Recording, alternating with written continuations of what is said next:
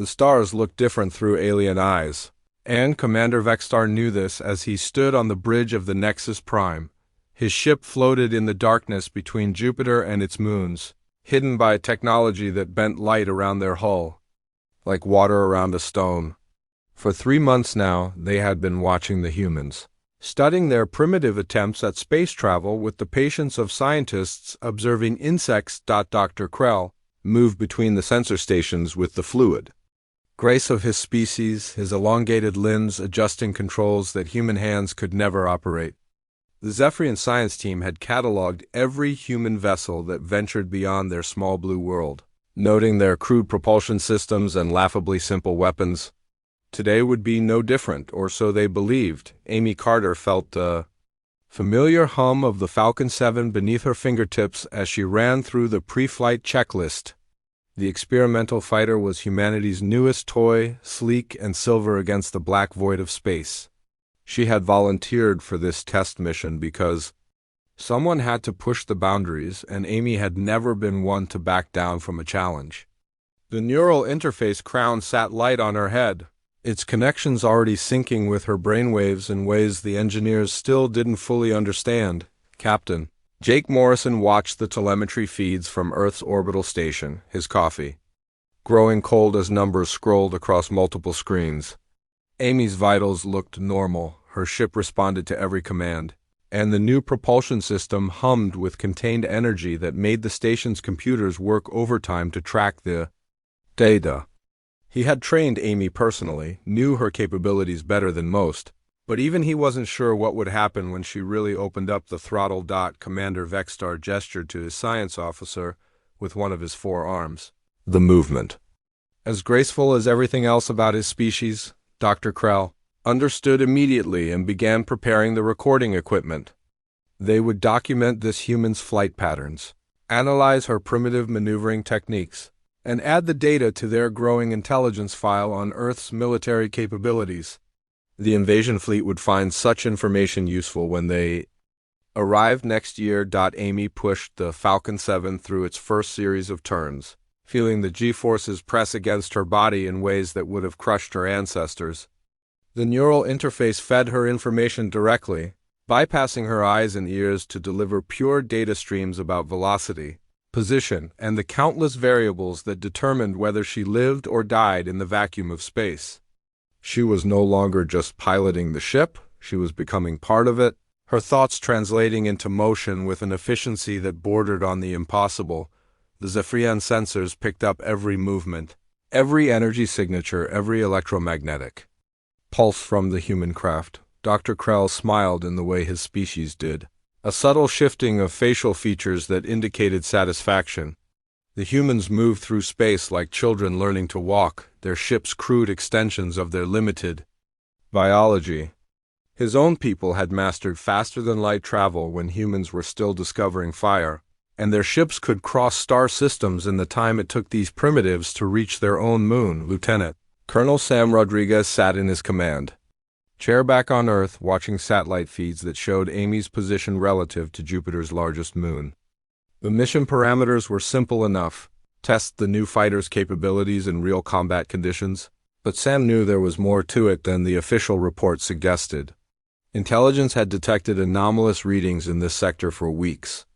Energy signatures that didn't match any known human technology. If someone was watching them, it was time to give them something worth seeing. Amy felt the ship respond to her thoughts before she even formed them completely, the neural interface creating a feedback loop between her mind and the Falcon 7's computer systems. She accelerated through a series of barrel rolls that would have been impossible in atmosphere, her enhanced reflexes and the ship's inertial dampeners working together to keep her conscious as forces that should have turned her into paste flowed around her like water. The engineers had warned her about pushing too hard too fast, but Amy had always believed that limits existed to be broken. Dr. Krell frowned as his instruments registered readings that made no sense. The human craft was pulling maneuvers that violated several basic principles of physics as the Zephyrians understood them. The acceleration curves were impossible, the energy outputs inconsistent with the ship's apparent mass, and the pilot's biological readings suggested she should have lost consciousness several times already. He adjusted his sensors, ran diagnostic checks, and tried to find the error in his equipment that must be causing these false readings. Commander Vextar moved closer to the science station, his curiosity overriding his natural arrogance for the first time in decades. The human ship moved through space with a fluidity that reminded him of his own people's most advanced fighters, but that was impossible. Human technology was centuries behind Zephyrian engineering, their pilots limited by biological constraints that his species had overcome through genetic enhancement long ago. Yet the data streams flowing across Dr. Krell's screens told a different story, one that made no sense according to everything they knew about this primitive species. Amy pushed deeper into the test protocol, her consciousness expanding beyond the confines of her physical body to encompass the entire ship. She could feel every system, every circuit, every molecule of fuel flowing through the engines. The neural interface had been designed to enhance pilot performance, but what was happening went far beyond the original specifications. She wasn't just controlling the Falcon 7, she was thinking with it. Her human intuition merged with machine precision in ways that created something entirely new. The recording equipment aboard the Nexus Prime captured every second of Amy's performance, storing terabytes of data that would later be analyzed by the greatest scientific minds of the Zephyrian Empire. But even as the information flowed into their databases, Dr. Krell began to suspect that they were witnessing something unprecedented. The human pilot wasn't following any known flight pattern, wasn't limited by the physical constraints that should have made such maneuvers impossible, and her ship seemed to respond to commands that weren't being transmitted through any conventional control system. As Amy completed her first series of test maneuvers and prepared for the next phase of the mission, neither she nor the watching aliens realized that this moment would change everything. The Zephyrians had come to measure human capabilities, to gather intelligence for their coming invasion, but they had stumbled upon something far more significant than primitive technology and limited biology. They had discovered that humanity was evolving, adapting, becoming something that their own ancient civilization had never imagined possible. Amy felt something shift inside her mind as the neural interface deepened its connection with the Falcon 7 systems. What had started as a simple test flight was becoming something far more profound, something the engineers back on Earth had hoped for but never dared to expect. Her consciousness expanded beyond the cockpit, beyond her physical body, until she could sense every circuit and component of her ship as if they were extensions of her own nervous system. Captain Jake Morrison leaned forward in his chair as the telemetry data streaming from Amy's fighter began showing readings that made his coffee cup slip from his fingers. The numbers scrolling across his screens defied everything he knew about physics and human biology. Amy's ship was pulling 12 G-forces in a turn that should have killed her instantly, yet her vital signs remained steady, almost calm. Her heart rate had actually decreased since the beginning of the maneuver, as if the impossible stresses were somehow relaxing rather than threatening her. Dr. Krell's confidence evaporated as his instruments registered energy patterns that violated fundamental laws of physics. The human craft was generating gravitic distortions without any visible gravity manipulation technology, its hull temperature remaining constant despite engine outputs that should have melted the metal framework. He ran diagnostic after diagnostic on his equipment, convinced that some malfunction was creating these impossible readings, but every system checked out perfectly. Commander Vextar watched the data streams with growing unease, his forearms unconsciously gripping the railing of his command platform. In 300 years of space travel, he had never seen anything move the way this primitive human ship was moving.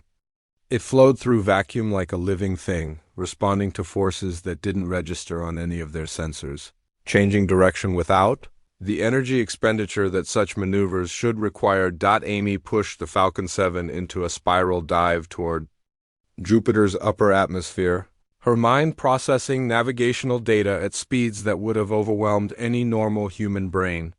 The neural interface wasn't just connecting her to the ship's computer, it was merging their processing capabilities. into something new, something that thought with electronic precision while maintaining human creativity and intuition. She could feel the gravity well of the massive planet pulling at her ship, but instead of fighting it, she used it, turning the giant world's own mass into a slingshot that accelerated her beyond anything the propulsion system should have been capable of achieving. Lieutenant Colonel Sam Rodriguez felt his hands shake as he watched the satellite feeds showing Amy's position relative to Jupiter. She had just executed a gravitational assist maneuver that orbital mechanics said was impossible at her entry velocity and angle. The computers were showing her ship accelerating to speeds that should have required twice the fuel she was carrying, following trajectories that existed only in theoretical physics papers. He reached for his secure communication device, knowing that certain people needed to be informed immediately about what they were, witnessing Dr. Krell's scientific training warred with the evidence of his own instruments as he watched the human pilot perform maneuvers that challenged everything his species understood about spaceflight. The craft was moving in ways that suggested its pilot could predict and compensate for gravitational influences several seconds before they should have been detectable. Either human technology was far more advanced than their intelligence suggested, or something else was happening that fell outside Zephyrian understanding of physics and biology. Amy felt the ship respond to her thoughts before she finished forming them, the neural interface creating a feedback loop that eliminated the delay between intention and action. She rolled through a complex series of turns that traced impossible geometries through three-dimensional space, her enhanced reflexes and the ship's systems working together to create patterns of movement that were part dance, part combat maneuver, and part pure artistic expression. The engineers had warned her about the dangers of deep neural integration, but what she was experiencing felt less like danger and more like coming home. Commander Vexstar ordered his science team to increase sensor resolution and begin deeper scans of the human craft. What they discovered made his blood run cold in ways that had nothing to do with the temperature aboard his ship.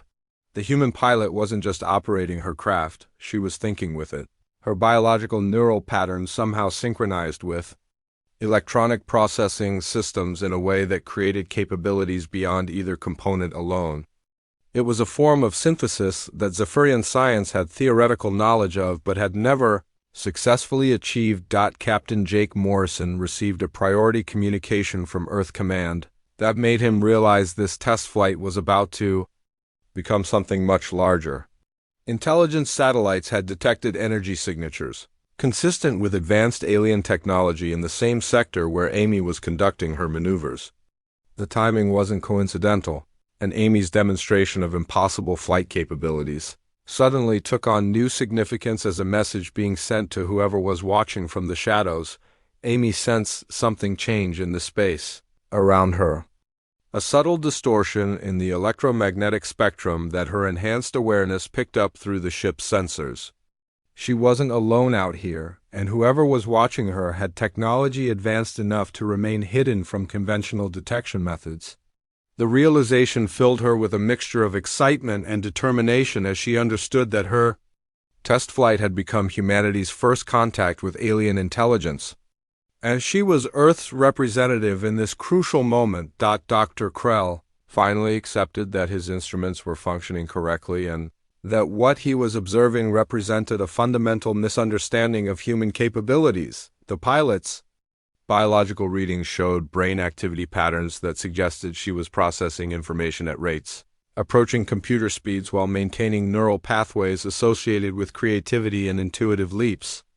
It was a combination that Zephyrian science had long theorized might be possible, but had never observed in any species they had encountered. Amy pushed the Falcon 7 through one final impossibility, a maneuver that took her from full acceleration to complete stop in less than 2 seconds without generating the massive heat signature that such a change should have produced.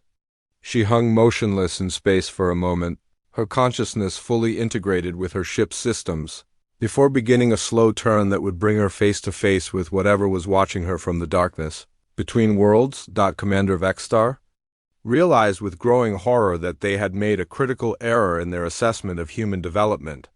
This wasn't primitive technology being operated by a limited biological entity.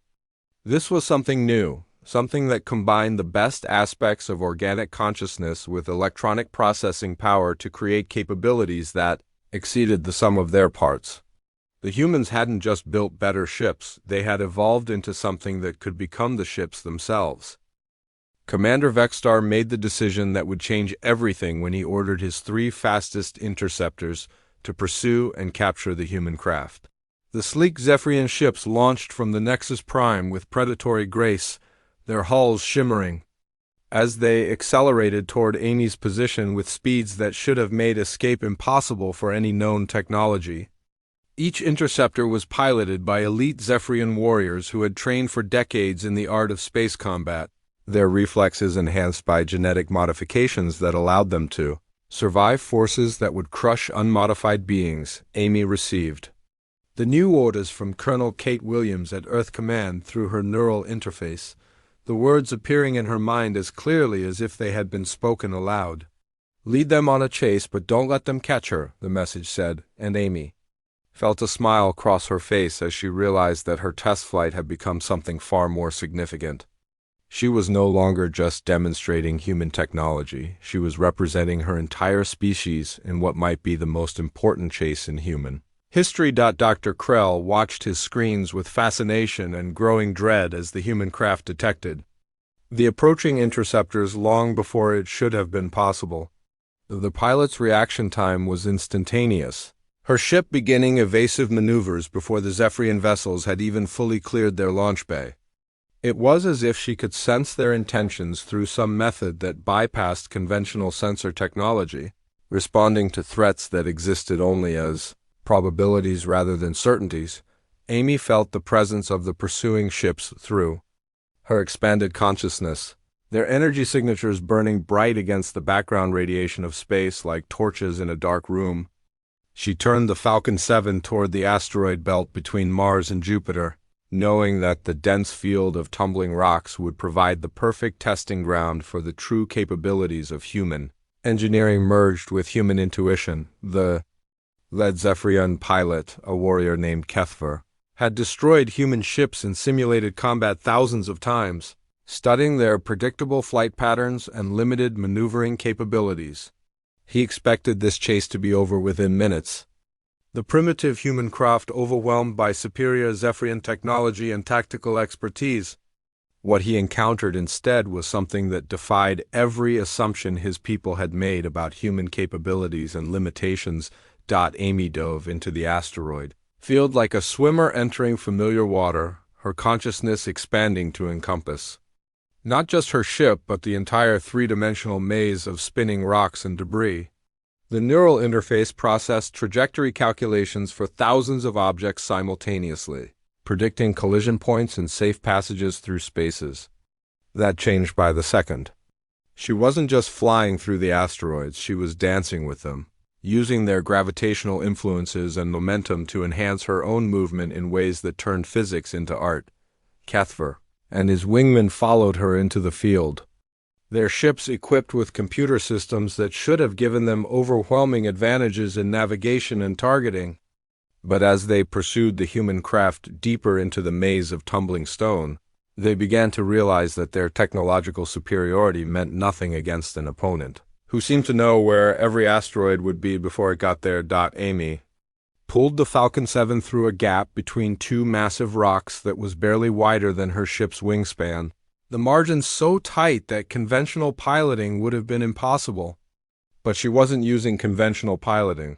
She was thinking at machine speeds while maintaining human creativity. Her consciousness merged with her ship's systems in ways that eliminated the delay between perception and action. She could feel the gravitational pull of every asteroid, sense the subtle electromagnetic fields that surrounded the larger metallic chunks, and use all of that information to plot courses that existed only for seconds before changing again. The second Zephyrian pilot, Zelther, tried to match the human's impossible maneuver and nearly destroyed his ship against a rock face that appeared in his path faster than his enhanced reflexes could compensate. He pulled up at the last second, his hull scraping against stone that left glowing scratches across his ship's surface.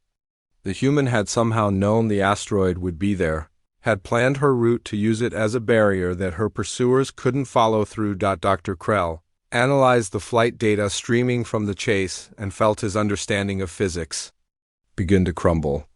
The human pilot was pulling maneuvers that should have generated G-forces capable of liquefying any biological organism. Yet her vital signs remained steady, almost peaceful. More disturbing was the way her ship seemed to anticipate changes in the asteroid field's configuration. Adjusting course for collisions that wouldn't occur for several more seconds, Amy felt the HFY ship struggling to match her pace as she led them deeper into the asteroid field. Their computer-assisted flight systems, unable to process the chaotic variables as quickly as our hybrid consciousness could adapt to them. She began incorporating moves that were purely for show, barrel rolls around asteroids that served no tactical purpose other than to demonstrate the impossible precision of her control. Commander Vexstar watched the pursuit with growing alarm. As his elite pilots were outmaneuvered by a single human in a craft that their intelligence reports had classified as primitive. The human wasn't just evading capture, she was toying with them, leading them through an obstacle course that showcased capabilities no HFY pilot could match even with their most advanced technology. The third pilot, Rexmar, attempted to use his ship's superior firepower to destroy some of the smaller asteroids and create a clearer path for pursuit. His energy beams lanced out toward targets that should have been easy to hit, but the human seemed to anticipate his attacks, using the debris from destroyed rocks as additional obstacles that further complicated the chase. Amy realized that she was no longer being pursued by 3 ships but by increasingly desperate pilots who were discovering that their technological advantages meant nothing against an opponent who could think and react faster than their computers could process information. She led them through one final impossibility, a corkscrew path through a cluster of asteroids that required split-second timing and spatial awareness, beyond anything conventional physics should have allowed. Colonel Kate Williams watched the telemetry data from her command post and felt a mixture of pride and amazement as Amy demonstrated capabilities that exceeded every prediction the human engineers had made about the neural interface system. The chase had become more than a test of technology. It had become proof that humanity was evolving into something unprecedented, something that combined the best aspects of biological consciousness with electronic processing power to create abilities that neither could achieve alone. Amy led the 3 HFY interceptors away from the asteroid field toward what appeared to be empty space near Saturn's rings, her ship moving with the same impossible grace that had characterized the entire chase.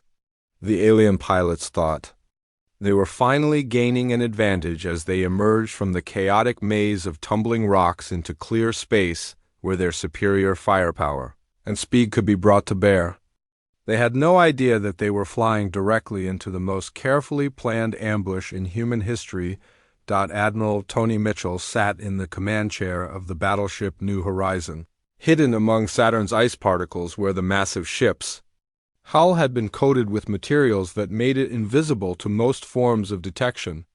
He had been waiting in this position for 6 hours, along with 12 other capital ships and 47 smaller vessels, all equipped with the same advanced stealth technology that had kept them hidden from alien sensors for weeks. Captain Lisa Bennett watched her tactical displays from the bridge of the destroyer Phoenix Rising, her crew ready at battle stations despite the fact that they had been maintaining complete silence for the past 3 hours. The ambush had been planned down to the smallest detail, with each ship positioned to create an inescapable net around the pursuing alien craft. Every human vessel was crewed by pilots who had undergone the same neural interface training that gave Amy her incredible abilities. Amy felt the presence of the hidden human fleet through her expanded consciousness, their familiar energy signatures creating a warm glow in her awareness that contrasted sharply with the cold alien presence of her pursuers. She could sense each ship's position, could feel the readiness of their crews, could almost hear the collective heartbeat of several thousand humans waiting for the signal to reveal themselves. Commander Vexstar studied the tactical displays aboard, The Nexus Prime as his interceptors closed in on the human craft, confident that the chase was finally nearing its end. The human pilot had demonstrated remarkable skill in the asteroid field, but now she was trapped in open space where superior Zephyrian technology would inevitably prevail. He began composing the report he would send to the invasion fleet, describing how they had captured an advanced human fighter and its enhanced pilot for study. Amy suddenly stopped her evasive maneuvers and allowed her ship to drift in space like a piece of debris, her engines powering down to minimum levels as she waited for the Zephyrian ships to close the final distance. The alien pilots saw this as confirmation that they had finally overwhelmed her craft systems, that human technology had reached its limits and could no longer sustain the impossible performance they had witnessed. Keth single quotes they are targeted the human ship with his capture beam, a weapon designed to disable enemy craft without destroying them so they could be taken for analysis. As he activated the beam and watched it lance out toward the motionless human fighter, he felt a moment of satisfaction that the chase was finally over. The primitive human had fought well, but Zephyrian superiority was inevitable. Amy smiled. As she felt the alien capture beam wash over her ship, its energy absorbed harmlessly by systems the aliens didn't know existed. She sent a single thought through her neural interface, a signal that traveled instantly to every human ship hidden in Saturn's rings. The message was simple, just 2 words that would change everything. Showtime. Admiral Tony Mitchell gave the order that made dozens of human ships shimmer into visibility like ghosts materializing from another dimension. The advanced stealth systems that had hidden them among the ice particles deactivated simultaneously, revealing a battle group that surrounded the 3 alien interceptors in a perfect sphere of overlapping weapons coverage. Each human ship moved with the same fluid grace that Amy had demonstrated, their pilots connected to their vessels through neural interfaces that made conventional tactics obsolete. Captain Lisa Bennett watched her screens as the alien ships suddenly found themselves facing impossible odds, their 3 interceptors dwarfed by the massive human fleet that had appeared around them, like a magic trick performed on an interplanetary scale. The Phoenix Rising and her sister ships moved into position with precision that spoke of minds working in perfect harmony with their machines. Dr. Krell felt his heart stop beating for several seconds as his sensors registered the sudden appearance of dozens of human ships where empty space had existed moments before. The energy signatures were unlike anything in Zephyrian databases, each vessel generating power levels that suggested technology far more advanced than their intelligence. Reports had indicated. Worse still, every ship moved with the same impossible fluidity they had observed in the single fighter they had been pursuing. Commander Vexstar realized with growing horror that the entire chase had been orchestrated, that his interceptors had been led into a trap that demonstrated human capabilities far beyond anything his people had imagined possible. The primitive species they had planned to conquer had somehow developed not just advanced technology but the ability to use it in ways that challenged fundamental assumptions about the relationship between consciousness and machinery. Major Chris Parker emerged from his hiding place behind one of Saturn's smaller moons, his fighter Meteor Strike adding to the overwhelming display of human force that now surrounded the alien ships. He had been Amy's wingman during training and understood better than most what the neural interface technology made possible when combined with human determination and creativity. Amy reactivated her engines and turned her ship to face the trapped alien interceptors. Her consciousness expanded to encompass not just her own vessel but the entire human fleet.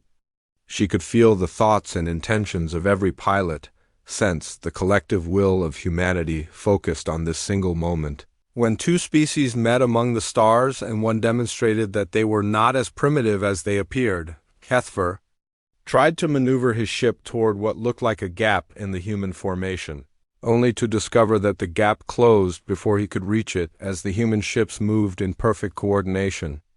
Every pilot seemed to anticipate his intentions before he formed them, responding to his actions with precision that suggested they were all connected by some form of instantaneous communication. The alien pilots found themselves facing a demonstration of capabilities that made their own technology seem crude by comparison. These weren't just better ships operated by skilled pilots.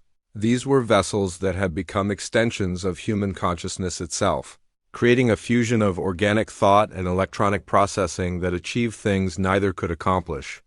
Alone, Amy opened a communication channel to the alien ships, her voice carrying across space with calm confidence as she delivered the message that Earth had prepared for this moment.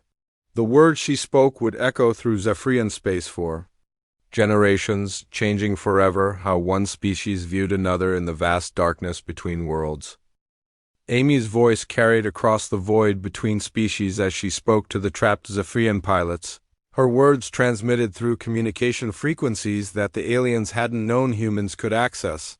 The neural interface allowed her to speak in their own language, each word carefully chosen to convey both humanity's peaceful intentions and their absolute readiness to defend themselves if necessary. Commander Vexstar found himself aboard Amy's ship after his interceptor was gently but irresistibly pulled into her fighter's expanded cargo bay by technology that worked without any visible mechanisms.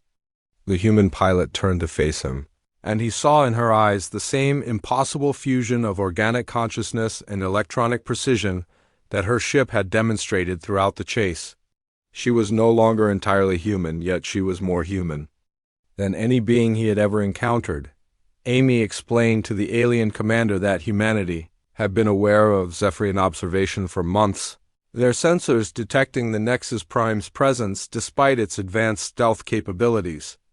The test flight had been designed specifically to demonstrate what Earth's defenders were capable of, a message delivered through action rather than words, because some truths could only be understood through direct experience. Lieutenant Don Foster worked frantically at his translation station aboard the New Horizon, his enhanced neural interface processing the complex linguistic patterns of Zephyrian communication protocols, while simultaneously coordinating with Amy's ship to ensure that every nuance of meaning was preserved.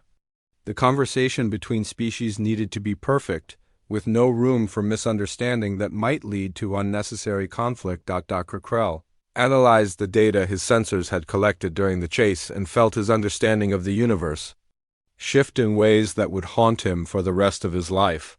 The humans hadn't just built better machines, they had become the machines while retaining everything that made them human. It was a synthesis that Zephyrian science had theorized about but never achieved. A fusion of consciousness and technology that created capabilities beyond either component alone, Amy showed Commander Vexstar the neural interface crown that rested lightly on her head, explaining how human engineers had developed technology that enhanced rather than replaced biological consciousness. The device didn't control her thoughts or override her humanity. Instead, it amplified her natural abilities and connected her directly to any system she chose to interface with. She was still completely herself, just more than she had been before. Admiral Rachel Green established a quantum communication link with the Zephyrian homeworld from her flagship Guardian, her message transmitted across light years and seconds, through technology that the aliens had believed was beyond human understanding. Her words were carefully crafted to be both diplomatic and unmistakably clear about Earth's position regarding any potential invasion attempts. Commander Vexstar listened as Amy described how thousands of human pilots had undergone similar enhancement procedures, each one becoming a fusion of organic creativity and electronic precision that made them individually superior to any conventional pilot and collectively unstoppable when working together. The neural interfaces allowed them to share information instantaneously, creating a hive mind effect that maintained individual personalities while enabling perfect coordination. Captain Lisa Bennett coordinated the escort formation that would guide the disabled Zephyrian ships to the edge of the solar system, her destroyer Phoenix Rising moving with the same fluid grace that characterized all human vessels equipped with neural interface technology. The alien ships would be allowed to return home, carrying their impossible recordings and the message they contained. Amy told Commander Vexstar that humanity held no anger toward his people for their surveillance and invasion plans, understanding that such caution was natural when encountering a new species. However, she made it clear that Earth was prepared to defend itself with capabilities that no invasion fleet could overcome. The demonstration he had witnessed was just a small sample of what human defenders could accomplish when their survival was threatened. Dr. Krell reviewed the technical specifications that Amy had voluntarily shared, data that showed how human neural enhancement worked and why it was so effective. The key was that humans had never tried to replace their biological consciousness with artificial intelligence. Instead, they had found ways to enhance and expand what they already possessed. It was an approach that preserved creativity and intuition while adding processing power and reaction speeds that exceeded any purely electronic system. Major Chris Parker flew alongside Amy's ship as they escorted the alien vessels toward the outer solar system, his consciousness linked to hers through their shared neural interface technology. They could communicate through thought alone, sharing tactical information and emotional support in ways that made them more effective as a team than the sum of their individual abilities. Commander Vexstar asked Amy why humanity had chosen to reveal their capabilities rather than allowing the Zephyrian invasion to proceed into a trap, and her answer surprised him with its simplicity. Humans preferred to avoid unnecessary conflict when possible, she explained, and demonstrating their defensive capabilities openly would hopefully prevent the loss of life on both sides that an actual invasion would cause. Admiral Tony Mitchell transmitted the final component of Earth's message to the Zephyrian homeworld, a detailed recording of everything their scouts had witnessed along with technical specifications that proved human technology was far more advanced than initial observations had suggested. The data would take Zephyrian scientists years to fully analyze, and would fundamentally change their understanding of what young civilizations might be capable of achieving. Amy returned Commander Vexstar to his ship at the edge of the solar system, her parting words carrying both warning and invitation. Earth would defend itself against any aggression, but they were also willing to establish peaceful contact if the Zephyrian Empire chose that path instead. The choice was entirely up to his people and would be respected either way. Dr. Krell began composing his report as the Zephyrian ships departed, knowing that his words would change the course of galactic history. The humans weren't the primitive species their initial observations had suggested. They were something entirely new, a fusion of consciousness and technology that created capabilities no other known species had achieved. Any invasion of Earth would be not just futile, but catastrophically expensive in lives and resources. Amy watched the alien ships disappear into the darkness between stars, then turned her fighter toward home where thousands of other enhanced pilots were training for whatever challenges the universe might bring. The neural interface technology was spreading throughout human space, creating a new form of consciousness that retained everything valuable about humanity, while adding capabilities that would ensure their species survival among the stars. The recording equipment aboard the departing Zephyrian ships carried with it the documentation they had originally sought, but instead of showing human weakness, it revealed strength beyond their comprehension. By the time they had started measuring human capabilities, humanity had already evolved beyond their ability to threaten, and Earth stood ready to defend itself against anything the galaxy might send their way.